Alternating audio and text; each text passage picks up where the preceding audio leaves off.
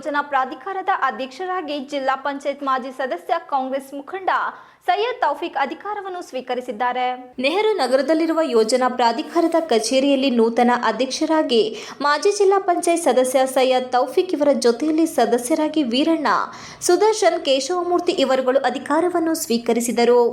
ಅಧಿಕಾರ ಸ್ವೀಕರಿಸಿ ಮಾತನಾಡಿದ ಪ್ರಾಧಿಕಾರದ ಅಧ್ಯಕ್ಷ ಸೈಯದ್ ತೌಫಿಕ್, ಪ್ರಾಧಿಕಾರದ ಅಧ್ಯಕ್ಷನ ಹೊಣೆಗಾರಿಕೆಯನ್ನು ಸರ್ಕಾರ ನನಗೆ ನೀಡಿದೆ. ಇದಕ್ಕೆ ಕಾರಣಕರ್ತರಾದ ಮಾಜಿ ಸಚಿವ ಬಿ. ಶಿವರಾಮ್ ಹಾಗೂ ಜಿಲ್ಲಾ ಉಸ್ತುವಾರಿ ಸಚಿವರಾದ ಕೆ.ಎನ್. ರಾಜಣ್ಣ, ಪಕ್ಷದ ಮುಖಂಡರು ಸೇರಿ ಎಲ್ಲರಿಗೂ ನಾನು ಕೃತಜ್ಞ. ಪ್ರಾಧಿಕಾರದ ಅಧಿಕಾರ ಬಳಸಿಕೊಂಡು ಪ್ರವಾಸಿ ಕೇಂದ್ರವಾಗಿರುವ ಜಗತ್ಪ್ರಸಿದ್ಧ ಬೇಲೂರು ತಾಲೂಕಿನಾದ್ಯಂತ ಸರ್ಕಾರದ ಮಾರ್ಗದರ್ಶನದಂತೆ ಏನೆಲ್ಲ ಕಾರ್ಯ ಮಾಡಲು ಸಾಧ್ಯವೋ ಅದನ್ನೆಲ್ಲ ಪ್ರಾಮಾಣಿಕವಾಗಿ ಮಾಡುವುದಾಗಿ ಹೇಳಿದರು.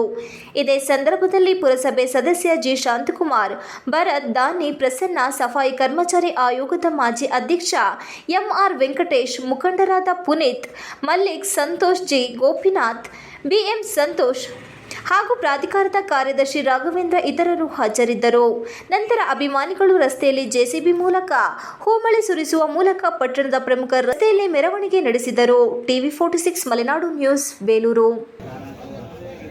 ನನ್ನನ್ನು ಅಧ್ಯಕ್ಷರನ್ನಾಗಿ ಮಾಡಿ ಸುದರ್ಶನ್, ಕೇಶವಮೂರ್ತಿ ಮತ್ತು ವೀರಣ್ಣ ಸದಸ್ಯರನ್ನಾಗಿ ಆದೇಶ ಮಾಡಿದ್ದಾರೆ.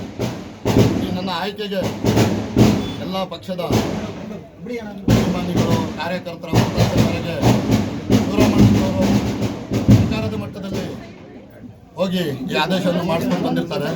ಮೊದಲನೇದಾಗಿ ನಾನು ಅವರಿಗೆ ಕೃತಜ್ಞತೆಯನ್ನು ಸಲ್ಲಿಸುತ್ತಾ, ನಮ್ಮ ಮುಖ್ಯಮಂತ್ರಿಯಾದ ಸಿದ್ದರಾಮಯ್ಯನವರಿಗೆ, ಉಪಮುಖ್ಯಮಂತ್ರಿಯಾದ ಡಿ.ಕೆ. ಶಿವಕುಮಾರ್ ಅವರಿಗೆ, ನಮ್ಮ ಜಿಲ್ಲಾ ಮಂತ್ರಿ ರಾಜಣ್ಣನವರಿಗೆ ಮತ್ತು ನಗರಾಭಿವೃದ್ಧಿ ಸಚಿವರಾದ ಸುರೇಶ್ ರವರಿಗೆ ಮತ್ತು ಎಲ್ಲ ನನ್ನ ಪಕ್ಷದ ಕಾರ್ಯಕರ್ತರುಗಳಿಗೆ, ಎಲ್ಲ ಆತ್ಮೀಯರಿಗೆ ನಾನು ಮತ್ತೊಮ್ಮೆ ಕೃತಜ್ಞತೆ